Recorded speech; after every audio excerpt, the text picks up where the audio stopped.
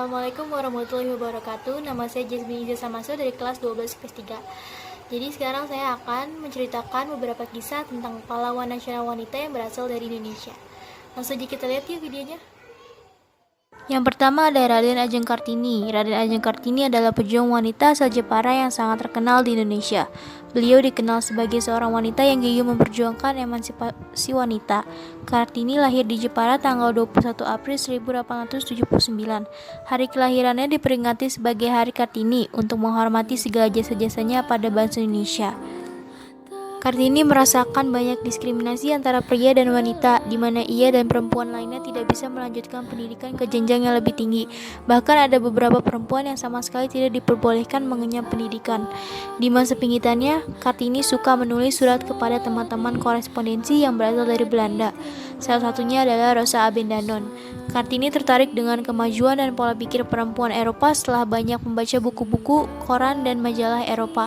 Timbul keinginan Kartini untuk memajukan perempuan pribumi seperti perempuan Eropa, karena saat itu perempuan pribumi berada di status sosial yang rendah. Yang kedua ada Martha Christina Tiahahu. Martha Christina Tiahahu merupakan salah satu pejuang wanita yang lahir di Maluku 4 Januari 1800. Christina adalah seorang putri dari Kapitan Paulus Tiahahu yang juga turut serta dalam Perang Patimura melawan Belanda pada tahun 1817. Sejak kecil, Martha sering mengikuti ayahnya dalam rapat pembentukan kubu pertahanan. Ketika umur 17 tahun, Martha pun sudah berani melawan para penjajah. Martha Christina juga berperan sebagai pemimpin pejuang wanita untuk mendampingi para pejuang pria dalam misi perebutan wilayah Belanda di desa Ulat, Pulau Saparua.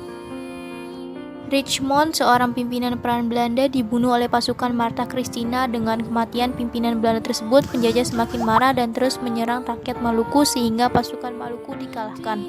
Sebagai konsekuensinya, ayah Martha Christina tertangkap dan dijatuhi hukuman mati. Martha Christina pun berusaha untuk membebaskan ayahnya, namun sayangnya ia dan para pejuang Maluku berhasil ditangkap oleh Belanda. Sampai akhirnya Kapitan Paulus Tiahahu pun meninggal dunia dengan hukuman mati. Lalu Martha Christina dihukum dan diasingkan ke Pulau Jawa. Sampai akhirnya pada tanggal 2 Januari 1818, Martha Christina meninggal dalam perjalanan menuju Pulau Jawa dan jasadnya hanya dibuang ke lautan. Atas perjuangan dan keberaniannya dalam melawan penjajah, Martha Christina diberikan gelar kehormatan sebagai pahlawan nasional Indonesia.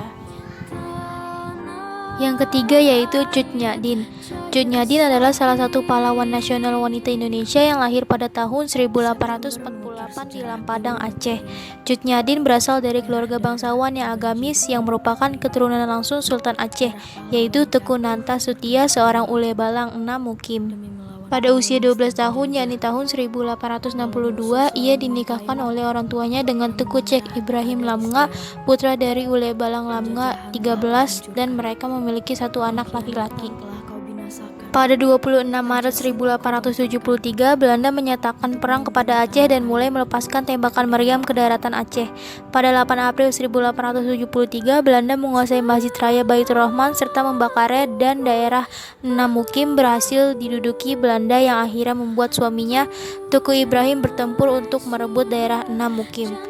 Namun sayangnya Teku Ibrahim gugur dalam perang di Gle Tarum tanggal 29 Juni 1878. Hal ini membuat Cut Nyak-dien marah dan bersumpah akan menghancurkan Belanda dan melanjutkan perjuangan suaminya untuk memimpin perang.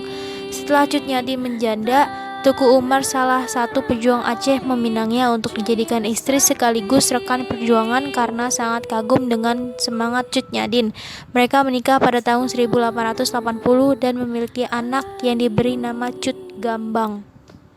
Bersama Teku Umar, Cut Nyak-dien membangun kembali kekuatan dan meningkatkan moral semangat perjuangan Aceh melawan Belanda di sejumlah tempat. Mereka berdua merupakan pasangan suami istri yang berbahaya bagi kekuasaan Belanda di Aceh. Namun takdir berkata lain. Pada 11 Februari 1899, Teku Umar ditemukan gugur dalam peperangan dan membuat pasukan Cut Nyak-dien semakin melemah karena mendapatkan tekanan terus-menerus dari Belanda. Ditambah lagi kondisi fisik dan kesehatan Cut Nyak-dien terus menurun sampai akhirnya Belanda berhasil menangkapnya di Beutong Le Segu. Untuk menghindari pengaruh Cut Nyak-dien pada Aceh, Belanda mengasingkannya ke Sumedang. Beberapa ulama yang ditahan bersama Cut Nyadin menyadari bahwa ia merupakan seorang muslimah yang ahli dalam ilmu agama Islam, sehingga ia dijuluki sebagai Ibu Perbu.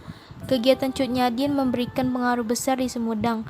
Beliau mengajarkan agama Islam dan merahasiakan jati dirinya sebagai seorang putri sultan dari Aceh. Pada tanggal 6 November 1908, Ibu Perbu meninggal dunia. Cut Nyadin diakui oleh Presiden Soekarno sebagai pahlawan nasional Indonesia. Ya guys, beberapa kisah tentang pahlawan nasional wanita yang berasal dari Indonesia.